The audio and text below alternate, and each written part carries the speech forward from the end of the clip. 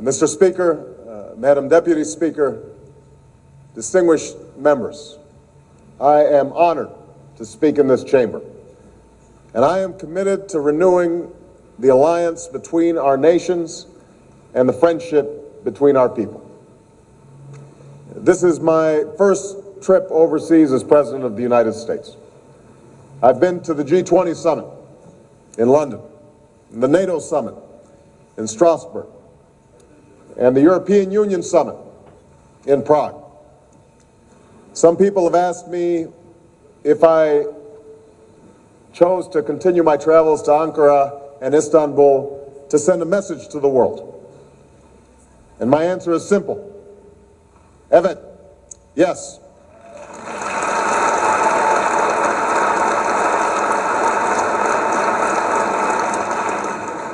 Turkey is a critical ally. Turkey is an important part of Europe. And Turkey and the United States must stand together and work together to overcome the challenges of our time.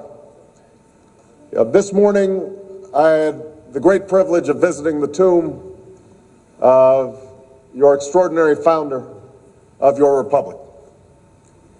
And I was deeply impressed by this beautiful memorial to a man who did so much to shape the course of history. But it is also clear that the greatest monument to Ataturk's life is not something that can be cast in stone and marble. His greatest legacy is Turkey's strong, vibrant, secular democracy, and that is the work that this assembly carries on today.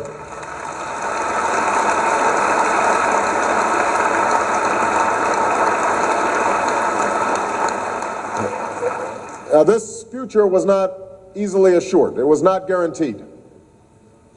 At the end of World War I, Turkey could have succumbed to the foreign powers that were trying to claim its territory, or sought to restore an ancient empire. But Turkey chose a different future. You freed yourself from foreign control, and you founded a republic that commands the respect of the United States and the wider world. And there is a simple truth to this story. Turkey's democracy is your own achievement. It was not forced upon you by any outside power, nor did it come without struggle and sacrifice. Turkey draws strength from both the successes of the past and from the efforts of each generation of Turks that makes new progress for your people. Now, my country's democracy has its own story. The general who led America in revolution and governed as our first president was, as many of you know, George Washington. And like you, we build a grand monument to honor our founding father, a towering obelisk that stands in the heart of the capital city that bears Washington's name. I can see the Washington Monument from the window of the White House every day. It took decades to build. There were frequent delays. Over time, more and more people contributed to help make this monument the inspiring structure that still stands tall today. Among those who came to our aid were friends from all across the world who offered their own tributes to Washington and the country he helped to found. And one of those tributes came from Istanbul. Ottoman Sultan Abdülmecid sent a marble plaque that helped to build the Washington Monument. Inscribed in the plaque was a poem that began with a few simple words, so as to strengthen the friendship between the two countries. Over 150 years have passed since those words were carved into marble. Our nations have changed in many ways, but our friendship is strong and our alliance endures. It is a friendship that flourished in the years after World War II, when President Truman committed our nation to the defense of Turkey's freedom and sovereignty, and Turkey committed itself into the NATO alliance. Turkish troops have served by our side from Korea to Kosovo to Kabul. Together we've withstood the great test of the Cold War. Trade between our nations has steadily advanced. So has cooperation in science and research. The ties among our people have deepened as well, and more Americans of Turkish origin live and work and succeed within our borders. And as a basketball fan, I've even noticed that Hedo Turkoglu and Mehmet Okur have got some pretty good basketball games. So, the United States and Turkey have not always agreed on every issue. And that's to be expected. No two nations do. But we have stood together through many challenges over the last 60 years. And because of the strength of our alliance and the endurance of our friendship, both America and Turkey are stronger and the world is more secure. Now, our two democracies are confronted by an unprecedented set of challenges. An economic crisis that recognizes no borders. Extremism that leads to the killing of innocent men and women and children. Strains on our energy supply and a changing climate. The proliferation of the world's deadliest weapons and the persistence of tragic conflict. These are the great tests of our young century. And the choices that we make in the coming years will determine whether the future will be shaped by fear or by freedom, by poverty or by prosperity, by strife or by a just, secure, and lasting peace. This much is certain. No one nation can confront these challenges alone, and all nations have a stake in overcoming them. That is why we must listen to one another and seek common ground. That is why we must build on our mutual interests and rise above our differences. We are stronger when we act together. That is the message that I have carried with me throughout this trip to Europe. That is the message that I delivered when I had the privilege of meeting with your president and with your prime minister. That will be the approach of the United States of America going forward. Already, America and Turkey are working with the G20 on an unprecedented response to an unprecedented economic crisis. Now, this past week, we came together to ensure that the world's largest economies take strong and coordinated action to stimulate growth and restore the flow of credit, to reject the pressures of protectionism, and to extend a hand to developing countries and the people hit hardest by this downturn, and to dramatically reform our regulatory system so that the world never faces a crisis like this again. As we go forward, the United States and Turkey can pursue many opportunities to serve prosperity for our people. The President and I this morning talked about expanding the ties of commerce and trade. There is enormous opportunity when it comes to energy to create jobs, and we can increase new sources to not only free ourselves from dependence of other countries' energy sources, but also to combat climate change. We should build on our Clean Technology Fund to leverage efficiency and renewable energy investments in Turkey. And to power markets in Turkey and Europe, the United States will continue to support your central role as an east-west corridor for oil and natural gas. Now, this economic cooperation only reinforces the common security that Europe and the United States share with Turkey as a NATO ally, and the common values that we share as democracies. So in meeting the challenges of the 21st century, we must seek the strength of a Europe that is truly united, peaceful, and free. So let me be clear. The United States strongly supports Turkey's bid to become a member of the European Union. We speak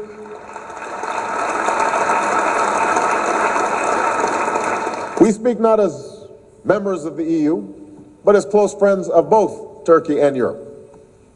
Turkey has been a resolute ally and a responsible partner in transatlantic and European institutions. Turkey is bound to Europe by more than the bridges over the Bosphorus. Centuries of shared history, culture, and commerce bring you together. Europe gains by the diversity of ethnicity, tradition, and faith. It is not diminished by it. And Turkish membership would broaden and strengthen Europe's foundation once more. Now, of course, Turkey has its own responsibilities, and you've made important progress towards membership. But I also know that Turkey has pursued difficult political reforms, not simply because it's good for EU membership, but because it's right for Turkey. In the last several years, you've abolished state security courts. You've expanded the right to counsel. You've reformed the penal code and strengthened laws that govern the freedom of the press and assembly. You've lifted bans on teaching and broadcasting Kurdish, and the world noted with respect the important signal sent through a new state Kurdish television station. And these achievements have created new laws that must be implemented and a momentum that should be sustained. For democracies cannot be static. They must move forward. Freedom of religion and expression lead to a strong and vibrant civil society that only strengthens the state, which is why steps like reopening Halki Seminary will send such an important signal inside Turkey and beyond. An enduring commitment to the rule of law is the only way to achieve the security that comes from justice for all people. Robust minority rights let societies benefit from the full measure of contributions from all citizens. I say this as the president of a country that not very long ago made it hard for somebody who looks like me to vote, much less be president of the United States. But it is precisely that capacity to change that enriches our countries. Every challenge that we face is more easily met if we tend to our own democratic foundation. And this work is never over. That's why in the United States we recently ordered the prison at Guantanamo Bay closed. That's why we prohibited, without exception or equivocation, the use of torture. All of us have to change. And sometimes change is hard. Another issue that confronts all democracies as they move to the future is how we deal with the past. The United States is still working through some of our own darker periods in our history. Facing the Washington Monument that I spoke of is a memorial of Abraham Lincoln, the man who freed those who were enslaved even after Washington led our revolution. Our country still struggles with the legacies of slavery and segregation, the past treatment of Native Americans. Human endeavor is by its nature imperfect. History is often tragic, but unresolved, it can be a heavy weight. Each country must work through its past, and reckoning with the past can help us seize a better future. I know there are strong views in this chamber about the terrible events of 1915. And while there has been a good deal of commentary about my views, it's really about how the Turkish and Armenian people deal with the past. And the best way forward for the Turkish and Armenian people is a process that works through the past in a way that is honest, open, and constructive. We've already seen historic and courageous steps taken by Turkish and Armenian leaders. These contacts hold out the promise of a new day. An open border would return the Turkish and Armenian people to a peaceful and prosperous coexistence that would serve both of your nations. So I want you to know that the United States strongly supports the full normalization of relations between Turkey and Armenia. It is a cause worth working towards. It speaks to Turkey's leadership that you are poised to be the only country in the region to have normal and peaceful relations with all the South Caucasus nations.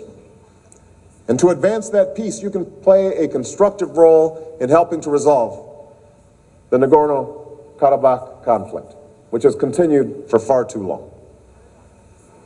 Advancing peace also includes the disputes that persist in the Eastern Mediterranean. And here there's a cause for hope. The two Cypriot leaders have an opportunity through their commitment to negotiations under the United Nations Good Office's mission. And the United States is willing to offer all the help sought by the parties as they work towards a just and lasting settlement that reunifies Cyprus into a bizonal and bi-communal federation. Now, these efforts speak to one part of the critical region that surrounds Turkey. And when we consider the challenges before us on issue after issue, we share common goals. In the Middle East, we share the goal of a lasting peace between Israel and its neighbors. Now, let me be clear. The United States strongly supports the goal of two states, Israel and Palestine, living side by side in peace and security. That is a goal shared by Palestinians, Israelis, and people of goodwill around the world. That is a goal that the parties agreed to in the roadmap and at Annapolis. That is a goal that I will actively pursue as President of the United States. We know the road ahead will be difficult. Both Israelis and Palestinians must take steps that are necessary to build confidence and trust. Both Israelis and Palestinians. Both must live up to the commitments they have made. Both must overcome long-standing passions and the politics of the moment to make progress towards a secure and lasting peace. The United States and Turkey can help the Palestinians and Israelis make this journey. Like the United States, Turkey has been a friend and partner in Israel's quest for security. And like the United States, you seek a future of opportunity and statehood for the Palestinians. So now, working together, we must not give in to pessimism and mistrust. We must pursue every opportunity for progress, as you've done by supporting negotiations between Syria and Israel. We must extend a hand to those Palestinians who are in need while helping them strengthen their own institutions. Now, we must reject the use of terror and recognize that Israel's security concerns are legitimate. The peace of the region will also be advanced if Iran foregoes any nuclear weapons ambitions. Now, as I made clear in Prague yesterday, no one is served by the spread of nuclear weapons, least of all Turkey. You live in a difficult region, and a nuclear arm race would not serve the security of this nation well. This part of the world has known enough violence. It has known enough hatred. It does not need a race for an ever more powerful tool of destruction. Now, I have made it clear to the people and leaders of the Islamic Republic of Iran that the United States seeks engagement based on mutual interest and mutual respect. We want Iran to play its rightful role in the community of nations. Iran is a great civilization. We want them to engage in the economic and political integration that brings prosperity and security. But Iran's leaders must choose whether they will try to build a weapon or build a better future for their people. So both Turkey and the United States support a secure and united Iraq that does not serve as a safe haven for terrorists. I know there were differences about whether to go to war. There were differences within my own country as well. But now we must come together as we end this war responsibly, because the future of Iraq is inseparable from the future of the broader region. As I've already announced, and many of you are aware, the United States will remove our combat brigades by the end of next August, while working with the Iraqi government as they take responsibility for security. And we will work with Iraq, Turkey, and all Iraq's neighbors to forge a new dialogue that reconciles differences and advances our common security. Make no mistake, though, Iraq, Turkey, and the United States face a common threat from terrorism. That includes the al-Qaeda terrorists who have sought to drive Iraqis apart and destroy their country. That includes the PKK. There is no excuse for terror against any nation.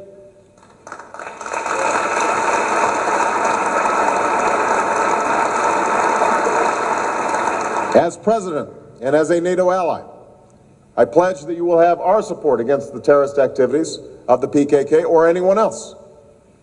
That these efforts will be strengthened by the continued work to build ties of cooperation between Turkey, the Iraqi government, and Iraq's Kurdish leaders, and by your continued efforts to promote education and opportunity and democracy for the Kurdish population here inside Turkey. Now finally, we share the common goal of denying al-Qaeda a safe haven in Pakistan or Afghanistan. But the world has come too far to let this region backslide and to let al-Qaeda terrorists plot further attacks. And that's why we are committed to a more focused effort to disrupt, dismantle, and defeat al-Qaeda. That is why we're increasing our efforts to train Afghans to sustain their own security and to reconcile former adversaries. Turkey has been a true partner. Your troops were among the first in the International Security Assistance Force. You have sacrificed much in this endeavor. Now, we must achieve our goals together. I appreciate that you have offered to help us train and support Afghan security forces and expand opportunity across the region. Together, we can rise to meet this challenge like we have so many before. I know there have been difficulties these last few years. I know that the trust that binds the United States and Turkey has been strained. And I know that strain is shared in many places where the Muslim faith is practiced. So let me say this as clearly as I can. The United States is not and will never be at war with Islam. In fact,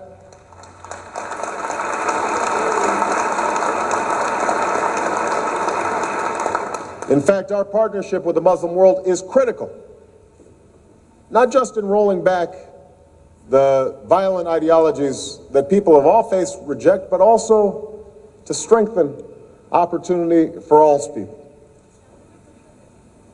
I also want to be clear that America's relationship with the Muslim community, the Muslim world, cannot and will not just be based upon opposition to terrorism.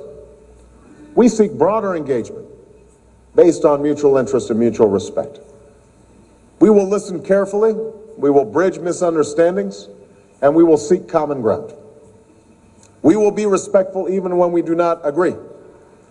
We will convey our deep appreciation for the Islamic faith, which has done so much over the centuries to shape the world, including in my own country. The United States has been enriched by Muslim Americans. Many other Americans have Muslims in their families or have lived in a Muslim-majority country. I know because I am one of them.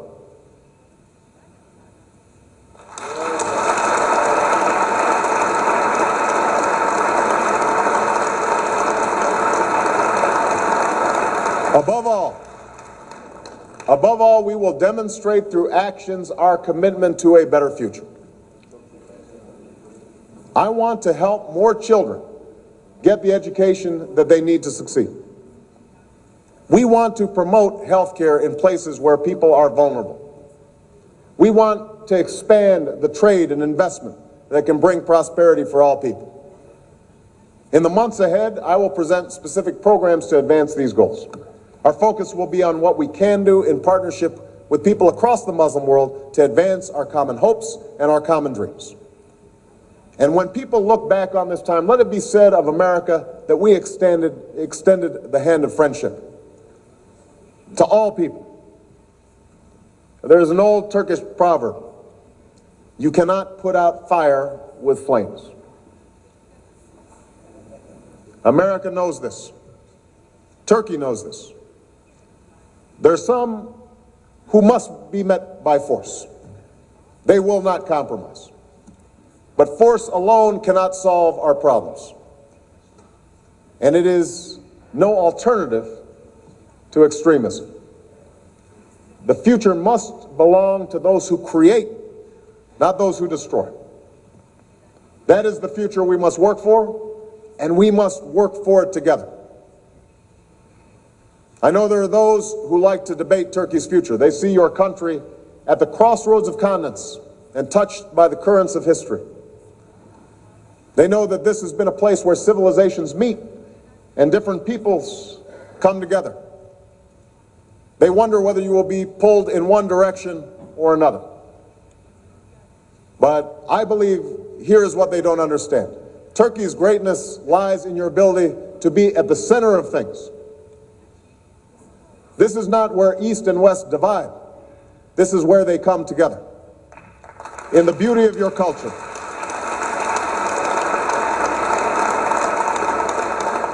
in the beauty of your culture, in the richness of your history, in the strength of your democracy, in your hopes for tomorrow. I am honored to stand here with you, to look forward to the future that we must reach for together, and to reaffirm America's commitment to our strong and enduring friendship. Thank you very much. Thank you.